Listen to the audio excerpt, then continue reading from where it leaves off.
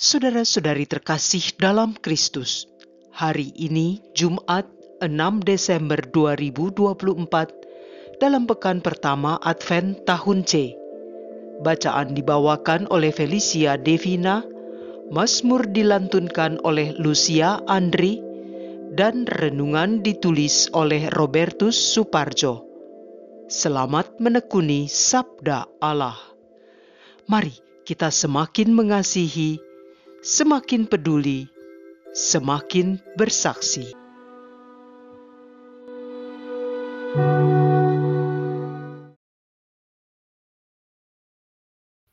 Dalam nama Bapa dan Putera dan Roh Kudus. Amin. Allah Bapa kami, kepadamu kami persembahkan hari ini.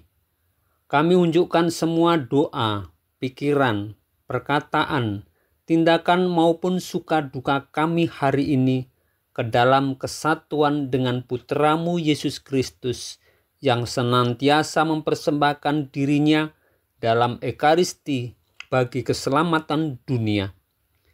Kiranya Roh Kudus yang menjiwai Yesus juga menjadi pembimbing dan kekuatan kami hari ini, sehingga kami siap sedia menjadi saksi kasih-Mu. Amin. Bacaan dari Kitab Yesaya bab 29 ayat 17 sampai 24. Beginilah firman Tuhan. Tidak lama lagi Libanon akan berubah menjadi kebun buah-buahan, kebun subur selebat hutan. Pada waktu itu, orang-orang tuli akan mendengar sabda sebuah kitab, dan mata orang-orang buta akan melihat, lepas dari kekelaman dan kegelapan.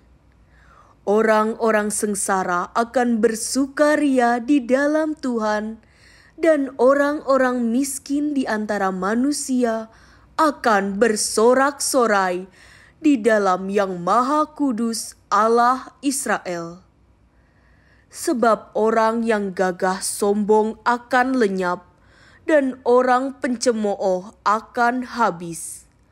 Semua orang yang berniat jahat akan dilenyapkan, yaitu mereka yang begitu saja menyatakan seseorang berdosa di dalam suatu perkara, yang memasang jerat terhadap orang yang menegur mereka di pintu gerbang, dan yang menyalahkan orang benar dengan alasan yang dibuat-buat.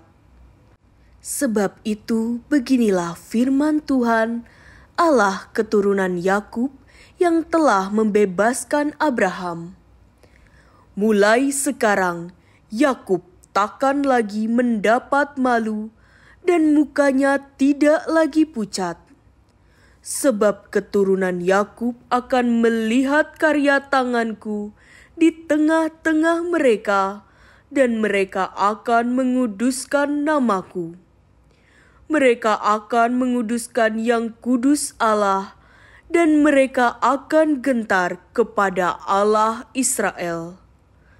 Pada waktu itu, orang-orang yang sesat pikiran akan mendapat pengertian, dan mereka yang bersungut-sungut akan menerima pengajaran. Demikianlah sabda Tuhan.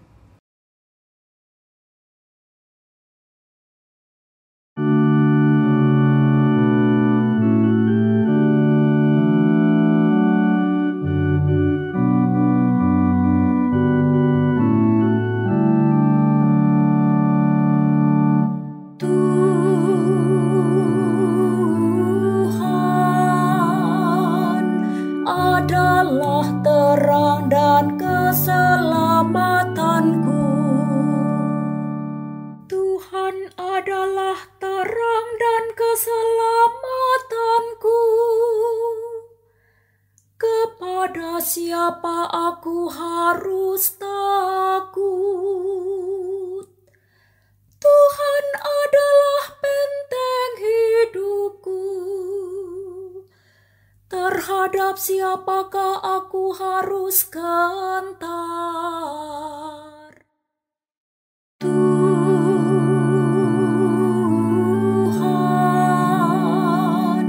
adalah terang dan keselamatanku. Satu hal telah ku minta kepada Tuhan,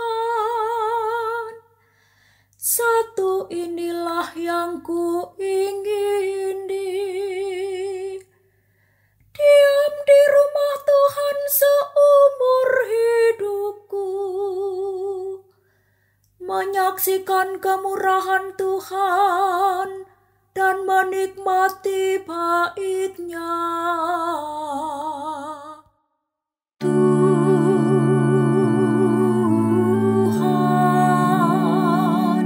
adalah terang dan keselamatanku. Sungguh, aku percaya akan melihat kebaikan Tuhan di negeri orang-orang yang hidup. Nantikanlah Tuhan, kuatkanlah dan teguhkanlah hatimu, ya nantikanlah Tuhan. Tuhan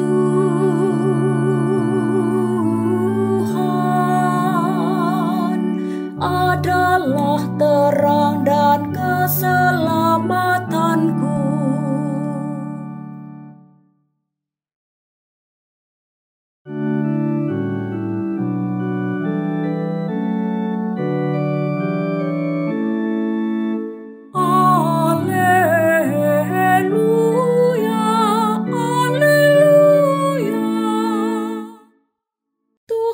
Pasti datang, Ia datang dengan megah, dan mata para hamba-Nya akan berseri-seri.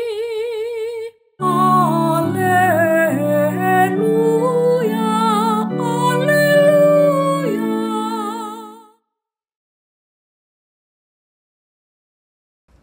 Inilah Injil suci menurut Matius bab 9 ayat 27 sampai 31. Sekali peristiwa, ada 2 orang buta mengikuti Yesus sambil berseru-seru, "Kasihanilah kami, hai anak Daud." Setelah Yesus masuk ke dalam sebuah rumah, datanglah kedua orang itu kepadanya. Yesus berkata kepada mereka, "Percayakah kalian bahwa Aku dapat melakukannya?" Mereka menjawab, "Ya Tuhan, kami percaya." Lalu Yesus menjamah mata mereka sambil berkata, "Terjadilah padamu menurut imanmu." Maka meleklah mata mereka.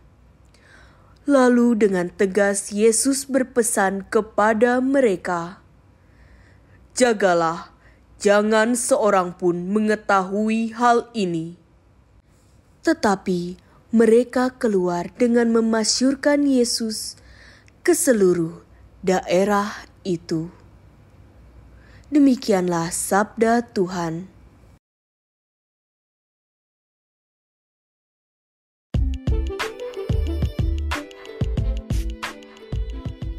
Bersyukur atas apa yang kita terima dari kasih Allah.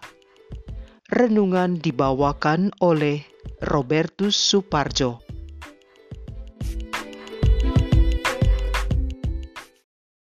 Bapak Ibu kaum muda, remaja, dan anak-anak yang terkasih di dalam Kristus. Selamat pagi dan selamat mensyukuri kasih Allah yang kita terima sepanjang malam dan hari ini. Akhir-akhir ini kita mendengar suatu peristiwa yang mengusik hati sebagian besar masyarakat Indonesia. Ada seorang yang buta karena disiram air keras mencari dan meminta bantuan untuk proses penyembuhan. Ada suatu lembaga sosial yang berusaha membantunya dengan mengajak para peduli sosial untuk berdonasi. Namun setelah proses berjalan, hadir dalam berbagai versi cerita, si buta malah membawa pihak yang mencarikan dana ke pengadilan. Bukan ucapan syukur dan terima kasih jawabannya, melainkan persoalan hukum yang disajikan. Bacaan hari ini juga berbicara tentang dua orang buta yang mencari kesembuhan. Tetapi mereka membuat kisah yang berbeda. Buta pada masa Yesus dipandang sebagai kondisi serupa dengan kematian. Maka sembuh dari kebutaan atau melek bukan hanya berarti dipulihkan penglihatannya, tetapi juga dikembalikan martabat dan hidupnya. Kedua orang yang disembuhkan oleh Yesus mengalami pemulihan hidup. Itulah sebabnya di akhir kisah cerita mereka tidak diam, melainkan keluar dan memasyurkan Yesus ke seluruh daerah itu, meskipun sebelumnya Yesus telah melarang mereka. Dari kisah penyembuhan ini kita dapat belajar beberapa hal. Pertama, mereka tampaknya orang-orang yang selalu mengikuti Yesus. Bahkan bukan sekedar mengikuti, tetapi juga mengambil bagian dalam kemuritan, yakni dengan menyertai Yesus, mendengarkan ajarannya, dan berusaha memahami apa yang diperbuat Yesus. Kedua, mereka adalah orang yang sangat mengenal siapakah Yesus. Seruan Yesus anak Daud tidak akan terjadi jika mereka tidak mengenalnya. Mereka meyakini bahwa Yesus adalah Mesias yang dijanjikan Allah kepada bangsa Israel. Maka meminta kesembuhan kepada Yesus berarti meminta kepada orang yang tepat, dan cara yang mereka lakukan untuk meminta juga tepat. Ketiga, mereka ternyata tidak hanya menyebut Yesus sebagai anak Daud, tetapi juga menyebut Tuhan. Ya Tuhan, kami percaya.